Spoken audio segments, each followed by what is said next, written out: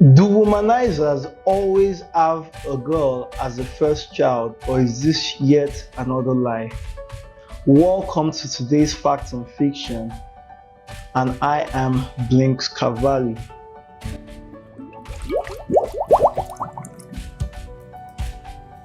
So, since over 1 billion sperm is released in ejaculation and only about 100 stand the chance of actually fertilizing with the egg, it's really not about who determines the sex of a child, but how it happens.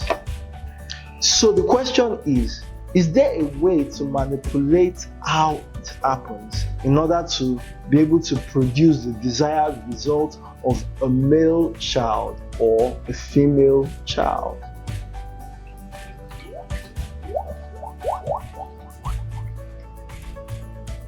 In order to answer this question, I will first of all have to explain the differences between the boy producing sperm and the girl producing sperm. The boy and the girl producing sperm have different attributes as well as their strengths and weaknesses. So the girl producing sperm can survive for a longer period of time and can outlast the boy producing sperm even in harsh conditions. The boys make up for this by being faster than the girl producing sperm. Now, since the boy producing sperm are faster, they require more resources.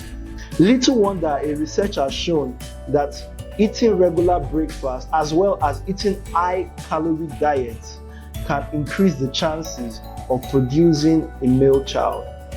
The researchers found that 56% of women with high calorie intake around the time of conception produced a male child, as compared to 45% of women that had a lower calorie intake. So the evolutionary thinking goes that your sons require a higher calorie intake than your daughters do. So therefore, a high calorie diet will benefit a boy to be. Secondly, the boy producing sperm are vulnerable in acidic environments. So this brings us to the question of if women play a vital role in the sex of the baby. If a woman has intercourse at the beginning of her fertility cycle, as well as she having a high acidic reproductive tract, then the chances are that she will produce a female child. On the other hand, if a woman has sex late in her fertility cycle and has an alkaline reproductive tract, then her chances of producing a male child are higher. A scientist said, and I quote, "Sometimes when women swear to me that their family never produces one gender over another, I suspect that this may have to do with the pH levels of women in the family. Some women even tell me that they have tested a few women in their family and have proven that the pH levels are very similar. For example, if the women in your family always produce girls, I would suspect that you would tend to be more acidic. And if the women in your family always seem to get boy babies, I would suspect that you might be alkaline." The good news is that if you don't want the gender that runs in your family, you have to make some changes in your diet and in your conception regimen to change this. So the question is, how can we alter the pH level of a woman?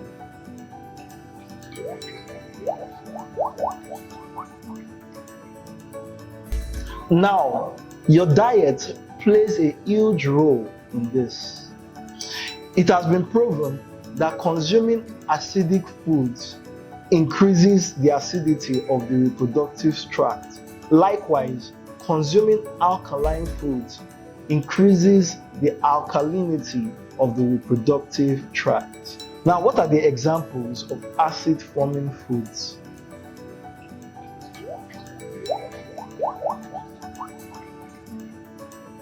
Some of the examples include meat, poultry, as chicken and turkey, fish, eggs, dairy produce, peanuts, sugar, table salt, carbonated drinks, tea, coffee, and alcohol.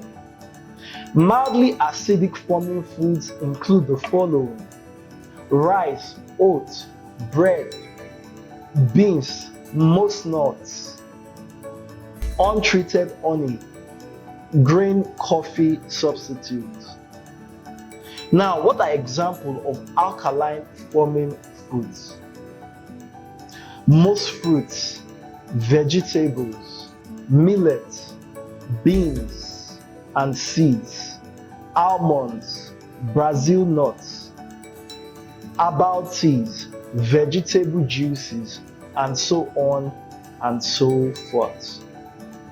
Now, does family history have a part to play in a baby's gender?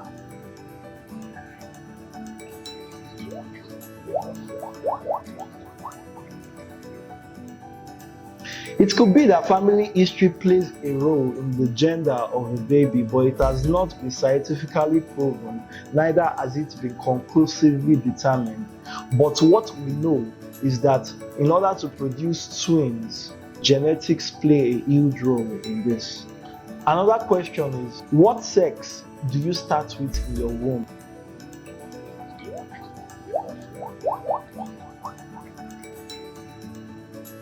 Again, baby sex determination starts with the combination of the female's X chromosome egg as well as the male's sperm, which can be either X chromosome or Y chromosome.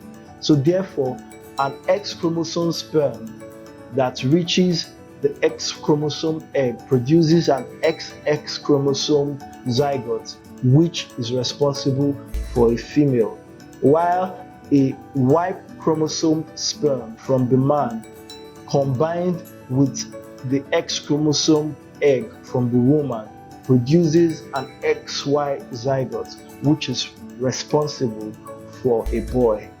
It is after this combination that the sex of a baby is determined. So another question is, do all babies start as females?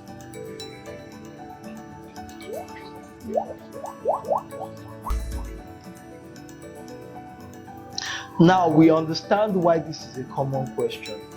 This is because the female egg is naturally an X chromosome cell, and so the X or Y chromosome sperm determine the sex of the baby. So definitely the sex of a baby is not determined until there is fertilization of the egg.